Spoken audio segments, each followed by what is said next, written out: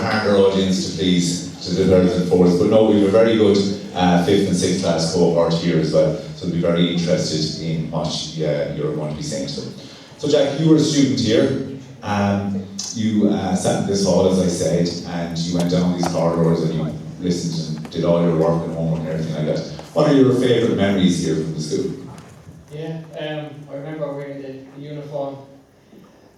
A very long time ago, I actually left the school 13 years ago, which is mad to think back. But my fondest memories, like I was involved in nearly everything, like football, chess. I was actually in art, a lot. But I actually, in my 6th class, I did the Grease, the musical. I stood right here, sang everyone's big song for everybody, thought it was deadly, but it was probably more nerve-wracking than the actual Olympics itself. Like you would think like you're on the biggest stage, the sporting stage in the world, but singing in front of your peers and acting and just performing, I think that set me up for something, and it's something that I'm really grateful that the school allowed me to do. Brilliant. So you're looking forward to the summer. You represent Ireland again in the Olympics. How's the training been going for you? It's been going really well. The last Olympics was tough with COVID, so the training was a little bit up and down, and you weren't able to have many training partners. But this time I'm doing it better this time and going in 100%. I trained nearly 20 to 25 hours a week, depending on whether it's coming up to competition or not. But yeah, I'm just trying to enjoy the process and focus on myself and just go out there, give everything I can, because at the end of the day, that's all I can do. So just excited. And how do you think this Olympics now will be different from the previous Olympics? It'll be very different. We actually didn't have any spectators at the last Olympics due to COVID, so I'll have my friends, family, my partner all there cheering me on, which is going to be something that I never really experienced, because I think my parents have seen me fight twice since I'm 12. So it's like a long time of not really having support, but I kind of got used to it. But when I do have them there, it kind of motivates me even more, which I didn't think was possible. But having them there, and they came to see me fight in Manchester at Grand Prix, and I was lucky to come away with a medal, which was really important. So if I'm able to replicate that at the Olympics, then I should be coming away with a gold medal. Like having them there is just going to be a massive difference to Tokyo. Like we weren't allowed mixed sports, we weren't allowed mixed countries, all down to COVID. So yeah, it was a very isolating and lonely time. But this time I'm just enjoying the process, and I can't wait. Yeah. And they do say that as much as competing in the Olympics, being part of the Olympic Village is a huge part of it as well, that social element of it as well. So has your training regime, has that changed a lot? From the first time when you were training for Tokyo, has it changed in relation to Paris now in a couple of months' time?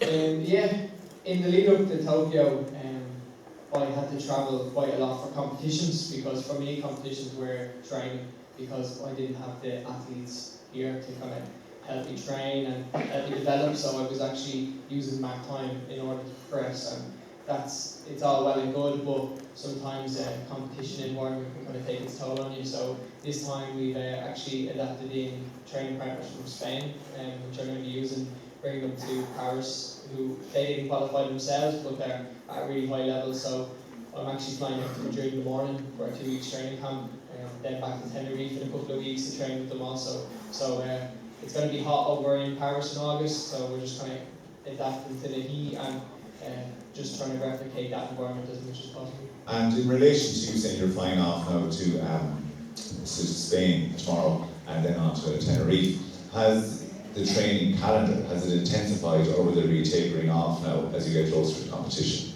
Yeah, so the last few abroad camps will be finished in maybe 5 weeks, and then we will fly out in 8 weeks. So there'll be like a 3-week kind of period where I'm at home, we're having a home camp out in Blanchardstown in the Sport Hurling campus, where we're going to bring athletes over just to kind of help you prepare, but it's not going to be as intense. And also I'll be focused on my weight then to get it down, because Taekwondo is a weight making sport. So I fight in the minus 58 category, which can be quite difficult to make sometimes. So I need the time to kind of focus, get my weight down, and just get my head in a good space to go into the Olympics. take home a medal. And I know we were chatting before the classes came in, and we were talking about that weight cutting exercise that has to be done for you to make weight. And I know that we have, a lot of boxers here in the audience. I know we Blake, who's an All-Ireland. Where's Blake there? Stick put your hand up. Blake over there is an All-Ireland champion in his weight category. What weight were you, Blake? 29 kg. So Blake was going through the ringer here a few times over the year as he was going further and further into the competition. And lucky, but down to his dedication and his work ethic, he was able to be victorious, and he's an All-Ireland champion that we can say. And I know I said at an assembly here that I would have high hopes that he would be representing Ireland, similar to yourself, in future Olympics. But in regards just to that, the weight cutting, what's the hardest part about that, and what's entailed in that leading up to the actual day of competition? Yeah, so over a period of time, you would cut your calories and train that a little bit more. But it's the hardest part is definitely for me the last couple of days when you have to get rid of the water weight and you've got to sweat it out and you're sat in saunas and you haven't drank water in almost 2 days. It can start to take its toll on your temperament, your everything, just your energy levels. It just kind of zaps you. But I've been doing it since I'm 6, so not cutting weight.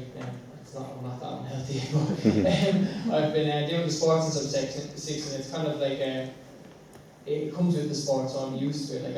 I've never known any difference. So we've got one last weight cut, which is actually the Olympics, and then after that I'm going to move up a weight because I'm getting old now. So metabolism is slowing down, yeah. Very good.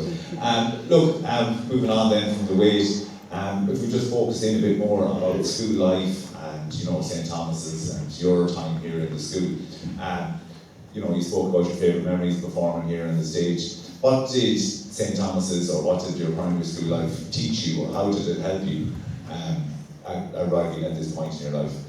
Yeah, it taught me a lot. I was very involved in everything I could do, whether it was getting involved with the school garden, whether it was your drama club, your football, everything I could do, I got involved because it taught me how to get up and speak to a group of people like this. I would never have had the confidence like that. That was basically training to be the person I am today, and I started at really young. So getting involved and kind of taking yourself outside your comfort zone. I know at this age it can be very daunting, but honestly I think it's the best thing you can do, and it's something that will definitely help you get to a level and a career of success that I've luckily been able to have.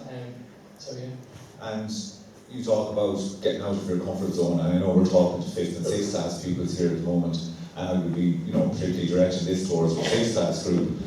What does getting out of your comfort zone mean? What does it mean to you, and how might they, those children, get out of their comfort zone?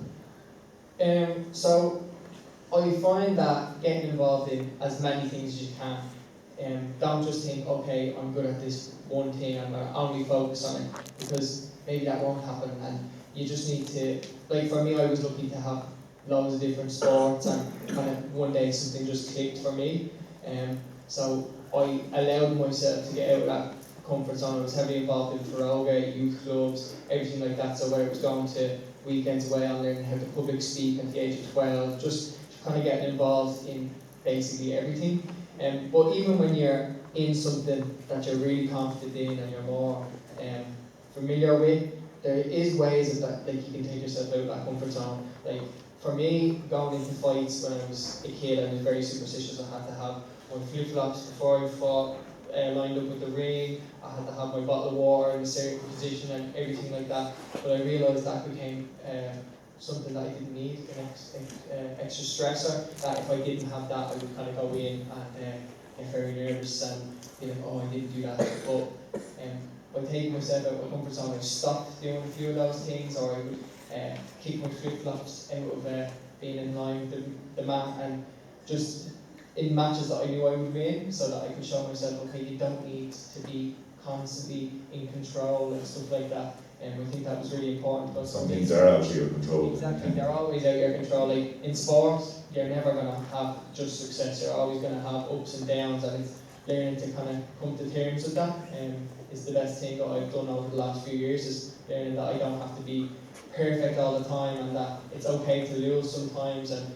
even talking to other athletes like Olympic champion Kelly Harrington is a good friend of mine, and she has a success story, but she's also got the downs, and not many people hear about it. So as athletes, when we're able to have conversations together about stuff like that, it makes you realise that losing isn't the end of the world. And from my experience in Tokyo, which wasn't the best result, I'm stood here now as a two-time Olympian, and I don't think I would be stood here if it wasn't for that maybe failure at the last Olympics. Very good. So basically, it's kind of that ability, if something doesn't go your way, to step back, look at it, reflect on it, and see what you can change to actually hopefully meet out with success the next time around. You spoke there about Kelly Harrington, and she's a very famous and very talented boxer and has achieved so much in her own right. When you're hanging around with those other athletes, be they runners, as we said, we have another Tala girl who's representing over in America at the moment and running and everything like that. What do you learn from other athletes, or what are you looking for? What are you looking to pick up off other athletes that could help you in your training and your approach to competitions? Yeah, so boxing is obviously a weight-making sport like mine, so we are actually quite similar. With just the whole preparation of how to balance that training schedule, but also make weight and taper down, feel good going into the ring. Because if you go in and you're after just killing yourself for 2 weeks over and over and over again in training, you're not going to be able to perform. So it's learning how they structure, because they would have a better system. I'm the first one in Orton for Taekwondo, so we never had a system before. So it's just picking up on little things, and also what times they train, because rest is extremely important.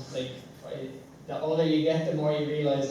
I was a Duracell running for years, just go, but the older you get, it's more difficult, and you realise the importance that rest actually does have. So just learning from the athletes of what time they train, when they would do their high intensity training, their strength training, stuff like that. It's really important, because every sport is different. We're all built very different.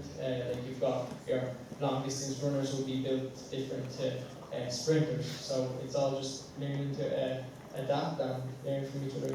I was listening to David Gillick this morning on the radio, and he visited here last year, I think it was, and he was speaking on the radio about if he's training throughout the week, he only does one high intensity training session, and everything after that is low intensity, and it's all about him getting older. So that idea of recovery, that idea of sleep, which is so important, getting to bed early and getting that necessary that energy that you need for those high intensity training sessions. Just a few more things before we move on to the kids. I know that your parents were very supportive of you during your time in school, and they were heavily involved. What would you say, what did they do that helped you, navigate yourself through school easier, but also, bring you to that place again where you are representing Ireland for the second time? My parents were very supportive, yeah. Literally, they were everywhere. To be honest, they came to school, they were here because they were actually volunteers in the school garden, so there was no way I was going to miss school if my parents were having to come as well. But just, they did a lot for me. With funding, it's very difficult to, you can't get the funding unless you get the results. But how are you meant to get the results if you don't have the funding? So for years when I was your age, I started competing internationally at about 12, 13, and everything had to come out of my parents' pocket. And they actually signed over to my coach as legal guardian for when I could go away, and I was travelling along with my coach, because if they came with me, that was double, triple the cost of every competition. So it was better for me to go to 2, 3, 4 competitions than it was to bring the whole family to one. So they were sacrifices they made. Later on in life, they obviously didn't want to stress me out when I was a kid, but they were really looking after the money, and being a little bit tighter with things and having to pay back and make sure the bills were covered, but also I was able to get to the level, because we actually went to a training camp in Greece in 2012, so I would have been 13, and my parents came and they had a conversation with the coach who was there, who actually coached at the Olympics before, and they said, very realistic, my parents, any criticism or anything is you better believe you're wrong. Like, but they went up and they said, do you think Jack has what it takes to go to the Olympics? I'm not the type of parent who wants you to sugarcoat things for me, and I want you to be real because we're pumping the money into this, and we're not deluded. We want to be told that if he has what it takes to be an Olympian, we'll do what we can. If not, then maybe it's time to look at something else. And the coach turned around and says, no, he has what it takes, and they dug even deeper into their pockets, allowed me to get to all the competitions, and now I can stand here with the support of my parents, who are actually going to see me for the third time since I'm 12 fight at the Olympics as two-time Olympian. I think a big round of applause for Woolley.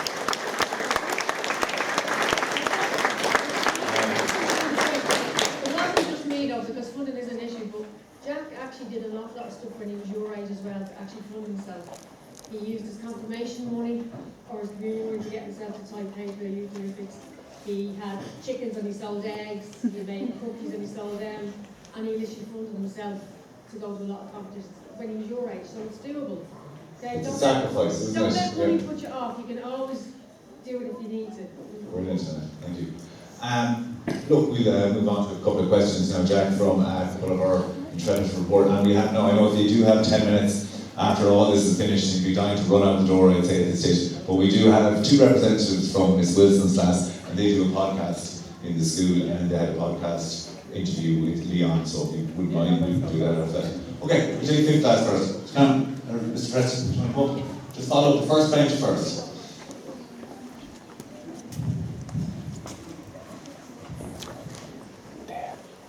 What is your diet like?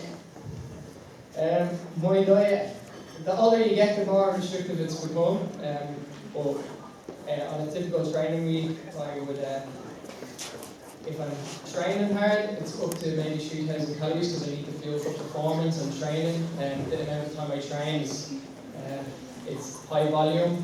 But when I'm cutting weight, unfortunately, that probably halves down to 1,500 because obviously I've got to lose the weight. But now my diet is a little bit more strict coming up to Paris, but at Christmas now, that goes out the window. So. It's no crack. Fairness. What motivated you to start doing Taekwondo professionally? Like I said, my man had that conversation with the Olympic coach who said I had what it took to be at the top level. So I think that's kind of when it first started to realise that I had what it took to make it big and kind of professional. But I've kind of always known that I had it in me to do really well. Like I was winning medals at your age, even younger. So I knew I always had it in me, but that reassurance from somebody else who's been in my position before was the moment of realisation. Did you do any sports before Taekwondo? Yeah, I did GAA, which was ridiculous because I can't catch a ball to save my life. So that was just, and I was way too skinny as well. It stood out in Irish weather, just freezing like this. It was terrible. But I played football for the school. If you can count chess as a sport, I did that as well. Like anything I could kind of get involved in, swimming. My mum was heavily involved with community games, so literally I was running, I was doing triple jump in secondary school, like literally anything I could get my hands on. But when it started to kind of impact my training and I needed to spend more time focusing solely on Taekwondo, that's kind of when everything took a backseat. You can imagine all those different sports, be it soccer, be it community games, all the rest, but even chess. You know, you're applying all those to your matches and your fights and everything like that. But even the idea of chess, being exact and being patient and everything like that, fascinating. How did you qualify for the Olympics? So there's two ways you can qualify for the Olympics. In 2016, I actually didn't qualify. You had to get gold or silver at the qualifying event. And I was only 17 years old at the time, so to me it was like the end of the world. But looking back on it, it's probably the best thing that's ever happened not qualifying. I got bronze and you needed the gold or silver, so that was so close. And the next one is based on ranking. So over the 4-year period of an Olympic cycle, your medals equate to ranking points. So based on that, then the top 6 in the world qualified, and for Tokyo, I qualified through that. For this games, they actually shortened the top 6 to the top 5, and I was 6. So I didn't get in, and you had to go and fight, like in 2016 at the qualifiers, which were in Bulgaria in March, I think they were, and get to the final. And luckily I was able to get to the final and get the boarding pass to Paris.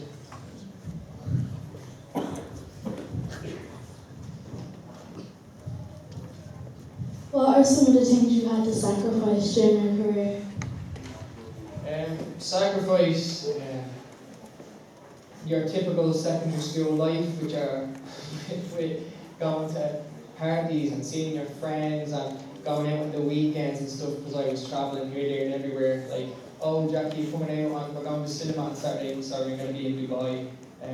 It's like little things like that. It was, I think that sounds like it wasn't. To me, it was a sacrifice because I wanted that normal life, and I know if it was flipped around, like you would want to have this extravagant life. But I sacrificed the simple things. Like after Tokyo, I really wanted to kind of have a bit more of a normal life and start seeing my friends more and stuff like that. And I think that's really helped with my preparation for this game, to go in a lot more positive and going in with less pressure. I think there's a fine line between what you sacrifice being a good thing and what you do and it becoming such a negative on your life. Like your friends are so important, but at the same time I was obviously travelling, so it was hard to get that balance, isn't it? Yeah, totally. Right, Chris? How much dedication did it take? It took a lot of dedication, like you said, with the weight, with the training, you could get injured. It takes like a lot of perseverance, and there's lots of ups and downs, and even when you lose, you feel like, oh, I'm too much of a perfectionist, I want to leave this, I don't want to do this anymore. But yeah, the dedication is what gets you up in the morning, it's what gets you to training, it's what's going to make you better, and it's super important in my sport. Okay, good. Backbench, please. This man is involved in the Highland Boxing Club. What motivated you to keep going? What motivated me to keep going? That's good, sorry, Jake. That'd be interesting, even after Tokyo. Yeah. What motivated you to kind of go again, I suppose? I think for me it was so important to showcase Taekwondo to Ireland because it has never been seen before. Not many people knew what it was, and I went in, and unfortunately I didn't see that as a positive. I took that as a lot of weight on my shoulders. I went in and oh my god, I'm the face of Irish Taekwondo, and if this doesn't go well, I'm not going to make a good name for myself or the sport. So it was double the pressure. But that motivated me to go again because I wanted to show a better version of myself. I didn't feel like that I showed what I was really capable at the last Olympics. So it was more like just to show to myself that I knew I had what it took, but also to everyone back at home who was supporting me. And I know I never really, at the time I felt like I let a lot of people down. Thinking back on it, I was probably just being a bit too hard on myself, but I just want to show everybody that you can have these failures and you can come back and you can still do well. Once you enjoy the process, I think that's the most important part of it. It's so important that even if there are obstacles and you might overcome them, that you have the ability to come back again. Have you ever had any severe injuries? Severe injuries? Not really. Now I'm going to say like I've broken my wrists, I've torn my hamstring, I've broken all my fingers, I've broken all my toes, but like that probably sounds terrible. I'm probably like the less injured athlete at the moment. Everybody does their ACL, like their knee, they're having to get surgery. Because it's a very high intense sport, you have to be very like flexible and stuff, so you do find a lot of injuries, but luckily I have those Please stay that way as well, Jack. No. Have you ever thought of giving up? Have I ever thought of giving up? All the time, realistically. You don't live this perfect life of every time you wake up you're going to love what you're doing now. But when you remind yourself why you do it and what you want to achieve, I think that's when you kind of snap out of wanting to quit the sport. Like I'm sure there's many things that people in this room have not want to do it, but they push through it and their dreams will come true. And as a two-time Olympian and wanting to quit many, many times, I think that's super important. What was life like growing up? Life, well, I loved it, yeah, it was great. I actually only live 2 minutes from here. I live on the same road as Blake. So I've grown up in this area, and I know sometimes it can be a little bit of a struggle and stuff when we get a bad rep, but I absolutely love my area. Like, to say that I grew up in Jobestown and I overcome the stereotypes and stuff like that, it was it's super important, and it's something that I'm very proud of myself to say when I'm in an interview on an RTE or something and somebody mentions, oh, you're from Tallaght. I'm like, yeah, Jobestown. I know it gets a bad rep, but it's somewhere I'm really, really proud. And luckily I had great parents to push me, and a great support system of teachers, and I went to 2 amazing schools. I went here and Holy Family in Rackhill, who are really supportive of my career. Like, even I was travelling when I was your age, so they were very accommodating to my sport. So I think the support system and just where I grew up in general was really beneficial. And we're all equally as proud of you, Jack, as well. Guys, we're going to push there now with the questions because I'm just conscious of the time, and we have a little bit of a demonstration that Jack is going to do for us, okay? We'll both there for everybody who's got a question. Jack, you're looking for 5 viewers. Okay, so I'm going to go definitely you. Yes. I will wait for a second, I'll just I'll show okay, you. Sorry. Yeah, no, and I'll get 5 or 6 people up. So, in my sport, there's a few ways of scoring. Really quick, I just want to show you. On this picture, we have a chest guard and a head guard. Wear these socks, and in the socks, there's actually magnets, so it takes away the bias of anybody, referees giving scores or anything like that. So we're actually not able to do that. So the system, depending on how hard you kick the body armor and the headgear, it will actually score. So there's certain few ways that you can, and I'm going to demonstrate them. Because if you are watching me on the TV now on August 7th, I'll be fighting.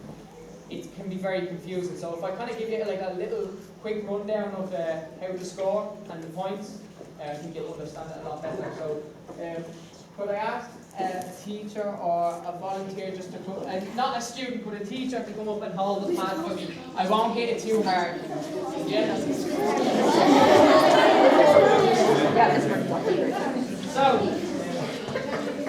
So, a body kick is how we score 2 points in the sport. So just a very simple kick off the back leg, okay, like this. And that was very light. So I'm going to hit it. So you're behind your toes.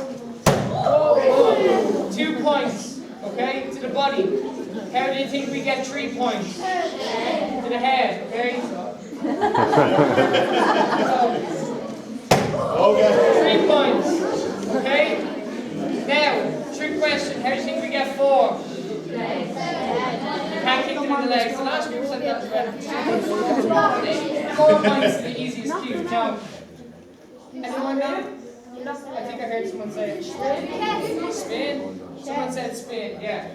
Okay, so a spin to the body. A spin gets you an extra 2 points, okay? So, just very simple.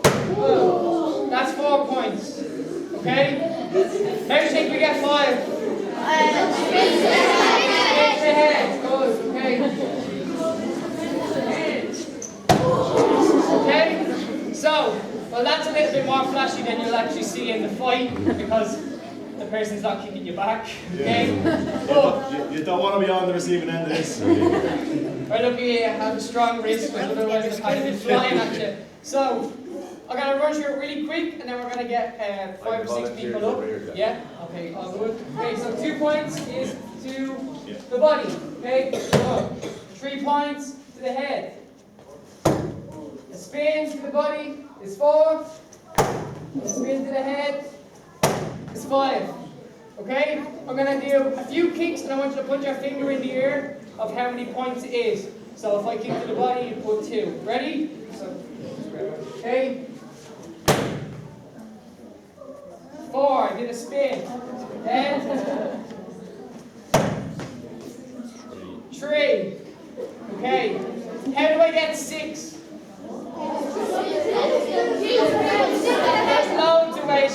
kick. So you can go kick to the body, followed by a spin to the body. You can 1 point for a punch to the body, okay? Now, you can't punch to the face. So any punch to the body is 1 point. So in order to get all the points, you just have to add them up. So you've got 1 for a punch, 2 for a body, 3 for a head, and an extra 2 for spins. So I'm going to get the few students up. Thank you. I think we will bust Jack and his run. Kevin, come here. Along with the black line. Evan, follow. Trey, follow. Line up on the black line, yeah? Come forward. So,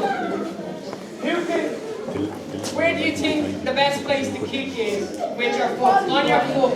No, on your foot, where's the best place? And instep, very good, okay? So where your laces are on your foot, where do you knock it with? Your toes. Because look at this picture. There's no sensors in your toes. So what's the point in hitting with something that you can't score with? Okay? So, what I want everyone here to do, if you are kicking, don't kick it like this. Don't kick it like this. Just instep, boom, with your laces. Okay? I'm going to come up and I'm going to show you a 2-point kick. So if you can remember what a 2-point kick is, very simple. Knee up to the front, turn and down. Like it's literally this. Okay? Put your strong leg back behind you. So if anyone knows boxing, you have one leg back. Yeah? So put your stronger leg back, go off the back. Ready? Instep. Ready? Next. Go. Yeah, whichever leg you want. Yeah. Go. Go. Good. Excellent. Ready? Go. Everyone give a clap. Guys, we're not finished. Now I want them to score a 4-point kick. Okay? Now, the first mistake everybody does is think they're a ballerina. Okay? They all come up and they'll do this. Like that. Okay? Did I do that on the path? No. Okay, so don't do it. Look how simple it is. What you're going to do is just turn towards your back, step around, and kick.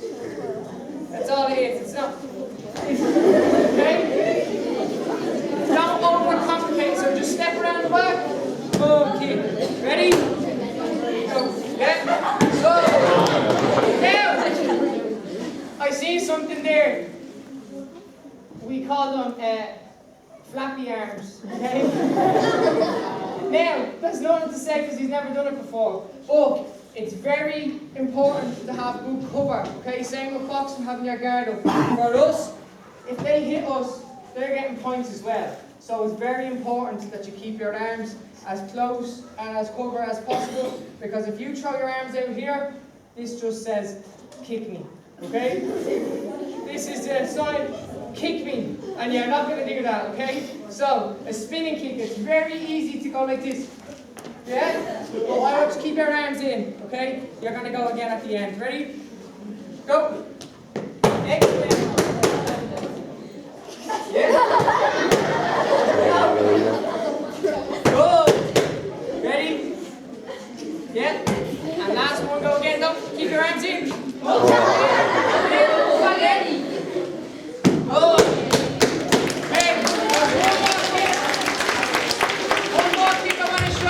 Three-point kick, okay? A 3-point kick. Yeah, you can come back to the front. Okay? So, it's called an axe kick. So what you do, you hit it on the way down. Okay? You don't hit it on the way up, because that's just kicking with your toes again. What you want to do is bring it up, boom, and bring it down on the head. So, stand there, right? So if I was fighting Dylan, you would come over his shoulder, so if you turn sideways a little bit, you'd come over.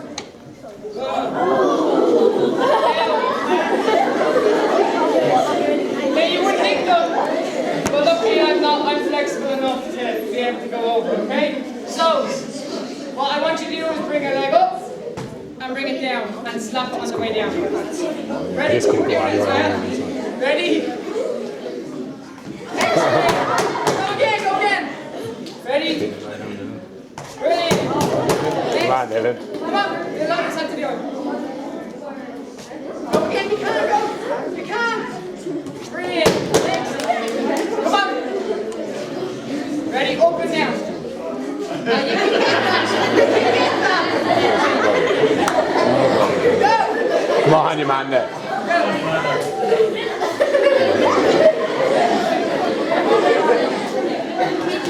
Go with her now. Do it again. You can hit that. You can hit that. There.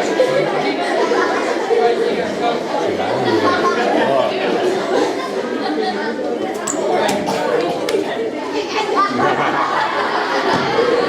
Ready? Go. You can get that. See? I can guarantee you can get that, okay? Line up on the black line beside me. So, in taekwondo, unlike other sports, it's like other martial arts, it is a very respectful sport. So, at the start and at the end of every fight, we bow to each other as a sign of respect, okay? It's none of this squaring up to people, calling people out, doing all that away. It's none of that. It's a very respectful sport. That's why it's in the Olympics.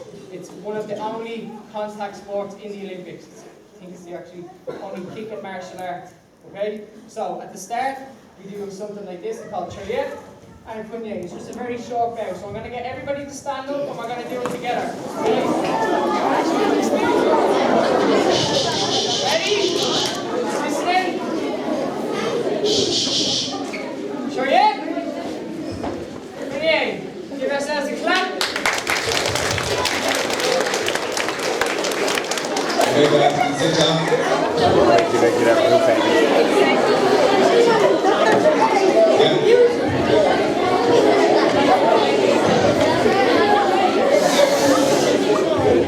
Just before we finish up, teachers, people are going to stay in for yards, just as it's coming up very close to us and just organising it. So we'll be staying in for this break. So I think we've come to our artists, Jack, want to present something to you. So have we got Mia, do you want to come up? So Mia did this wonderful piece of art for you as a gift to come home as you leave the school and take around them. So Mia, go on in there with it. We've got Monica here as well.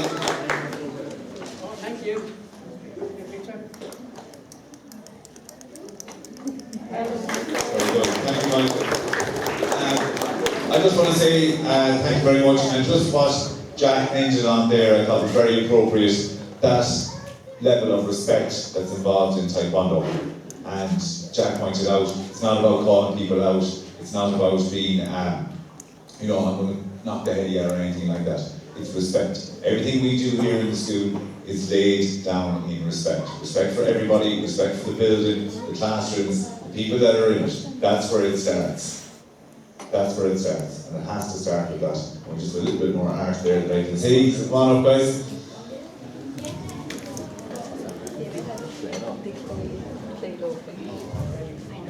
See the names on.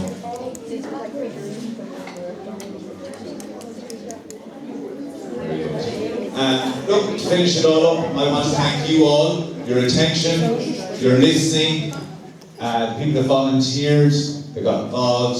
It was excellent. So, me as a principal, I'm extremely proud of you all and the third and fourth classes. Well done. Big Buddha Bus, big St. Thomas's, thank you to Jack.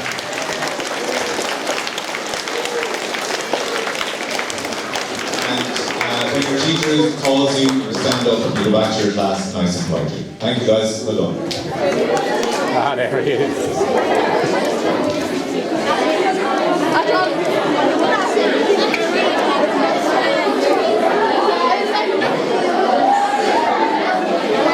You almost hit his face. I was thinking like, I have a slit in there. Hello.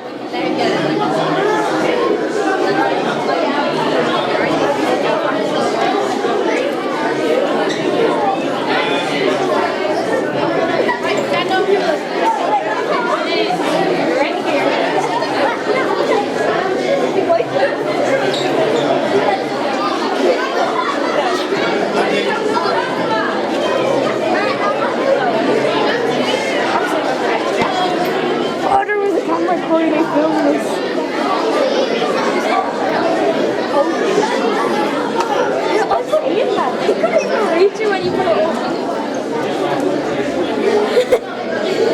He can put it down. I didn't pick it.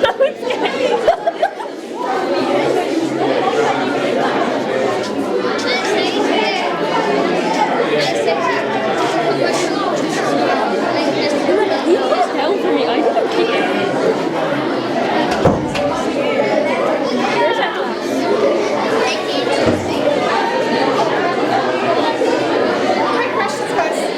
Oh yeah.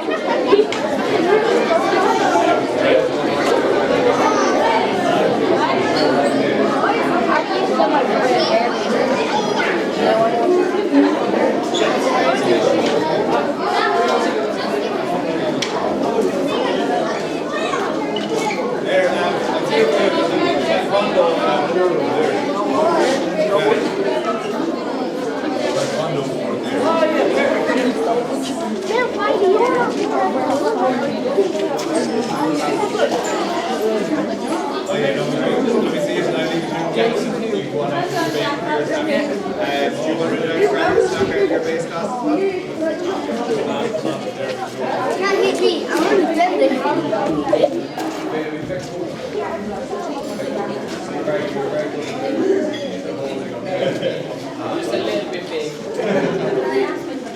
Okay, are you there?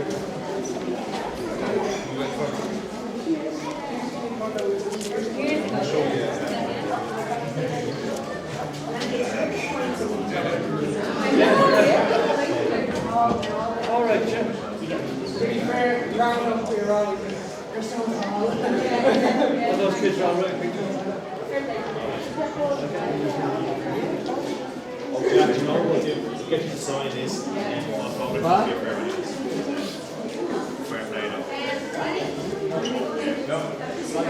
Yes. Yeah, 9 minutes, Jack.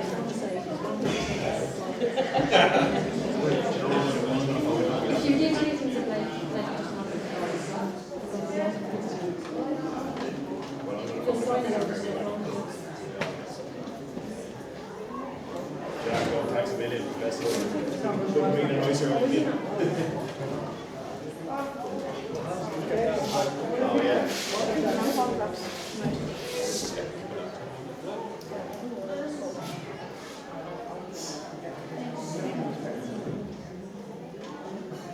Do you love the poster, Jack? I do. I have only been to the last Olympics where I had to do it for over and everything. I had to, when I went to the village, I brought them all with me, I took them all from the water. So I'll be bringing them all with me now. There we go. Nice to meet you, Jack. You pack them in your suitcase. Right, well done. Like the last thing I know, you've been flogged. Last 5 minutes. Alright? Nice and quickly before you. Alright? Lunch your coffee in a minute, okay? And Yeah, I've got training on myself. you want to get your chance to I see you.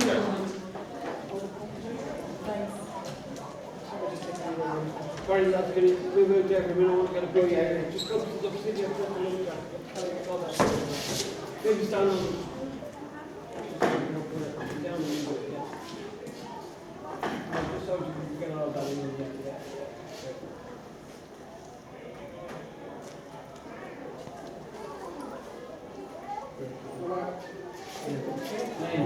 Okay, show me the picture.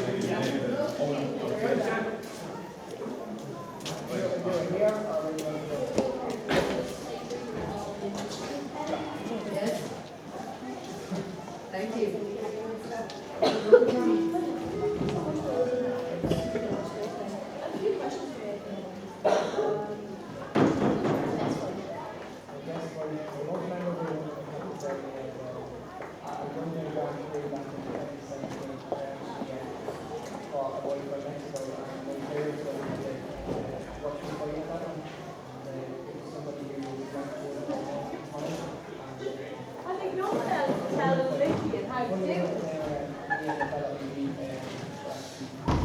Really good friend, probably best friend in this form, so it's very wonderful from you.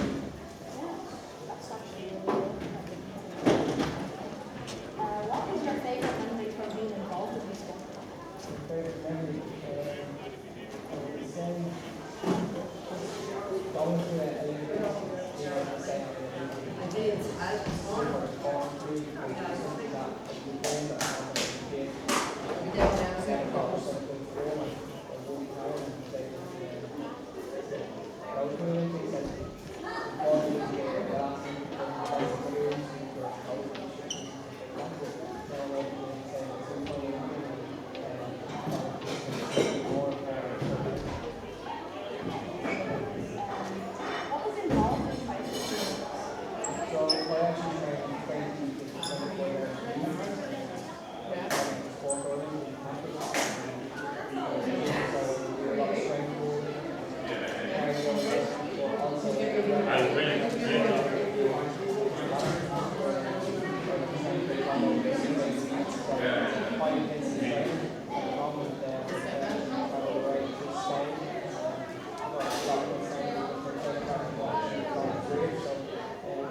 unfortunately I'm at the level of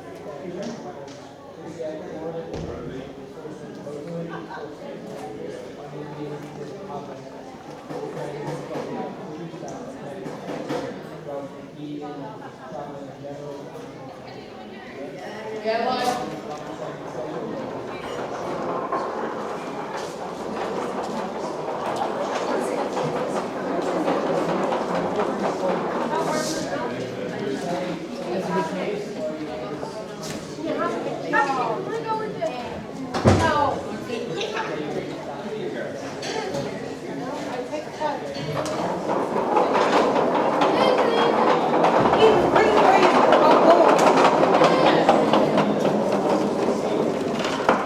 Right, Mum, but you better do it quick.